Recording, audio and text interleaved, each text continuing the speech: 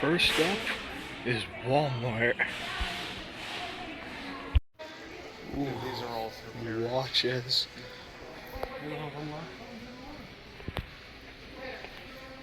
I think I'm getting either this one or probably this one pretty soon. Alright, that was a funny movie. And let's see what we got for PlayStation games today. I haven't played that one yet. Cosmic Shake. I haven't played a Call of Duty game legitimately since Black Ops 2, I think. That's one I want to get soon. Resident Evil 4. Let's see what else they got. Grand Theft Auto 5. They got both PS5s and PS4s now. Remember when PS5 was almost non-existent when it first came out? Now it's here for $509. Pretty good for the brand new console. Let's go see what Xbox has, even though I'm not a huge Xbox fan. Here's Xbox's collection. They have a Series X. They do have a Series X. I remember when they only had the S. That's awesome. I think that's the first time I've ever seen the X at Walmart. I need to get a new Xbox controller pretty soon so I can play games on the channel. That's the only reason I go down the Xbox aisle in the first place. What? How dare you put Shrek in the $5 bin? That is a crime against humanity. What do they got? This movie just came out last year and it's in the $5 bin already. I heard it was a pretty good movie too. Wow! A movie from last year is in the $5 bin now. Holy moly. Let's look at the new movies. No, it's not a steelbook. It's like a 100th anniversary collection thing. I might pick that up soon. Yeah, Toy Story is the only movie I might pick this up out of all of these. Warner Brothers 100th anniversary too. They got Scooby-Doo 10 films. Oh, never mind. They got Ralph too. Cool.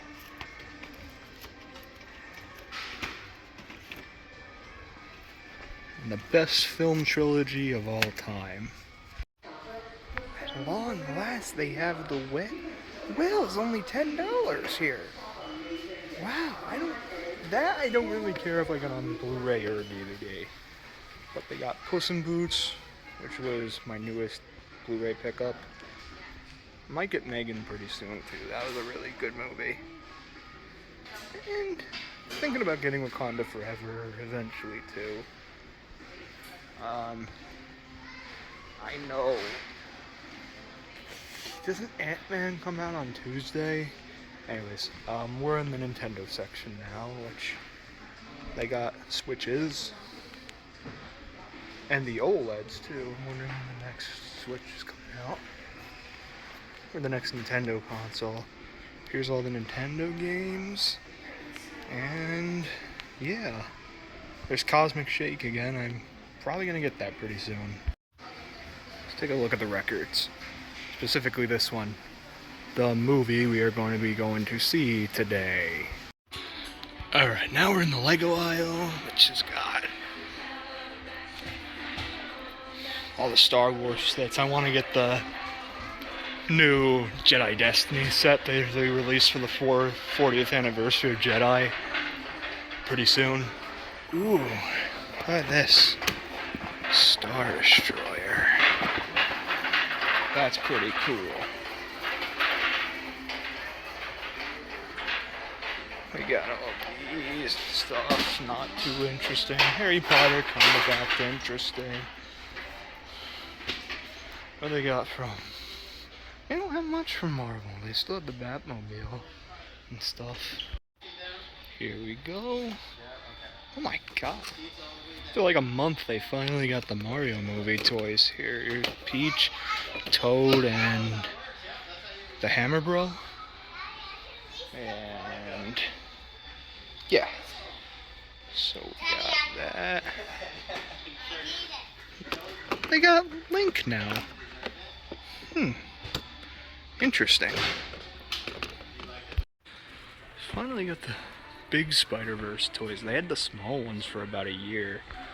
This film is going to be almost 2.5 hours, which is extraordinary for an animated movie. Put everything in one box? Popeyes.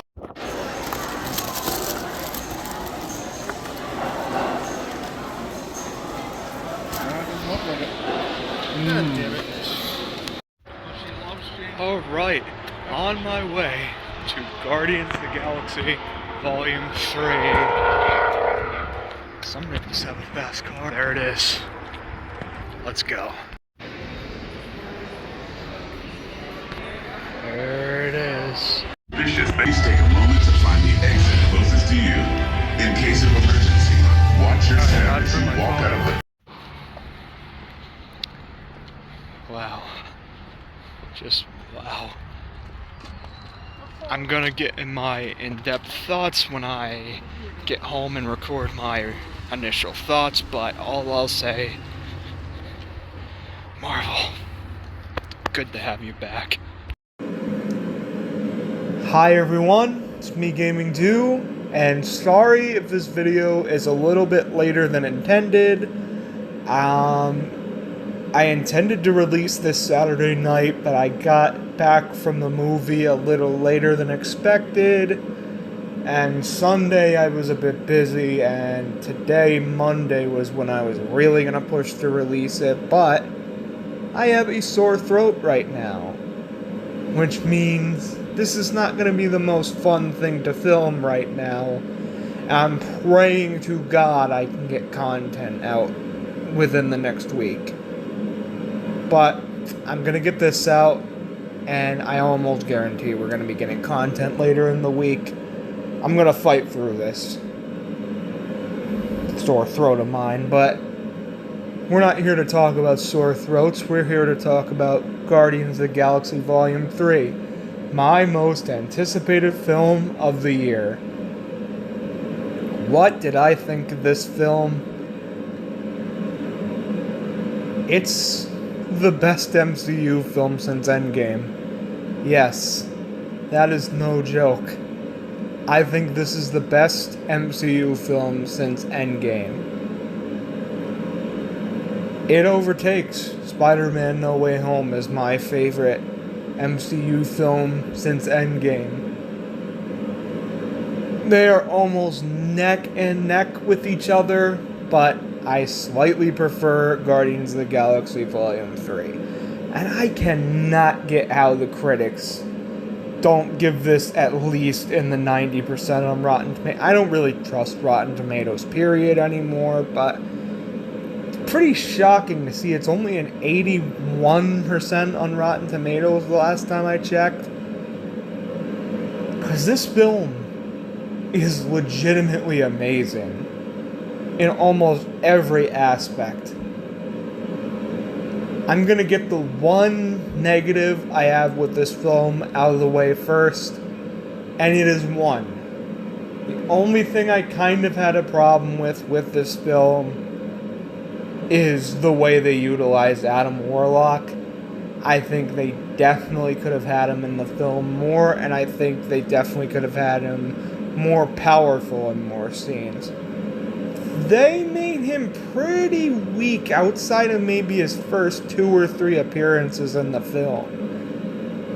And I'm almost positive he's gonna be a frickin' powerhouse in later MCU films, but for his first appearance, it was a little tiny bit disappointing. That is my only negative with this entire film. I adore Guardians of the Galaxy Volume 3. Not quite as much as the original. That film means the world to me. It's basically the film that got me into the MCU. And I rewatched it recently, and I think it is just a better made film, but It's a lot closer than I was expecting it to be. While I think that film is a perfect beginning, this film is a perfect ending. And also a perfect new beginning for certain characters. Let's talk about them. Chris Pratt as Star-Lord is the best he's ever been. He gives some pretty good comedic moments, but he actually really shines in his dramatic moments. Not as much as a certain character, but his dramatic moments are probably the second best in the film. Just shows that Chris Pratt can have legitimately serious moments. And he's shown that in the other films too, but it really shines here. Let's talk about Drax next. Drax, I think this is the best he's ever been. Almost all the jokes he told in the film and almost all the funny moments in the film were freaking hilarious. I laughed at almost everything Drax said in this film. It was hilarious. Then you got Gamora, who, if I did have a slight other nitpick with the film, it might be her, but I think she was used just right in the film. I think she served her purpose, and her ending honestly really helped me with that. I like how she ended up in the film. Mantis was probably the second funniest character in the film behind Drax. She was really funny. Cosmo the dog was also really funny. Groot with his... There's one scene with Groot towards the middle-ish end of the movie that is... Oh my god, it made my... almost as powerful for me as the portal scene in Avengers Endgame. Just seeing... I'm not going to get into any spoilers during this review, but there's a certain scene towards the middle end of the movie with Groot that just... I was clapping. It was freaking exciting. Nebula was really cool too.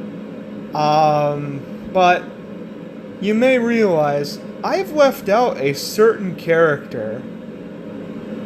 That's because the best character in this movie by a wide margin is Rocket.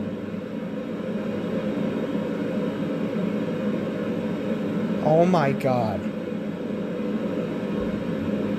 It almost brings back PTSD with what I saw with Rocket's backstory.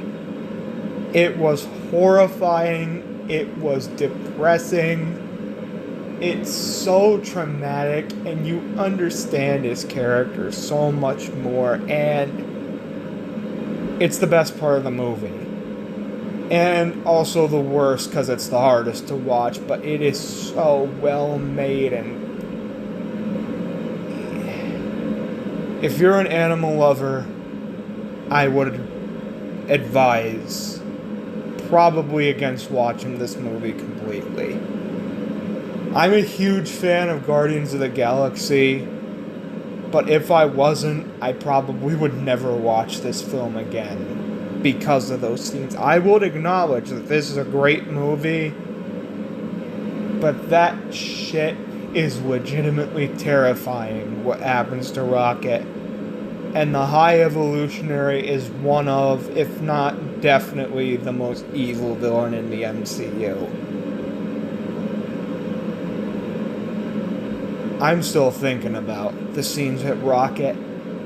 I don't think a movie has had me have this type of impact since War for the Planet of the Apes coming out of the theater. I'm not kidding when I say that. I don't think it's quite to that level, but I'm still thinking about the scenes that happened with Rocket in this film. It's heartbreaking. But one thing that I can say is the total opposite of heartbreaking. I don't know if Marvel is back for good to the same quality. Unfortunately, I probably gotta say probably not. But this gives me confidence that at least every blue moon they will have a great film again. And maybe in the future we will get a whole slew of great films again, like this one. This film is on par with some of the MCU's absolute best in my opinion, and I love this film. And I hope you guys do too. Just be advised that if you're an animal lover, it's going to absolutely be hard to watch. I'm going to give Guardians of the Galaxy Volume 3 an A. Almost A+, but Adam Warlock was slightly disappointing. But other than that, I love pretty much everything about this film. Hope you guys like this initial thoughts. I gotta go rest my throat. My throat hurts, so I hope I can record later in the week. If not, I'll see you very soon, guys. And that's about it. Gaming Jew here. See you later. Bye.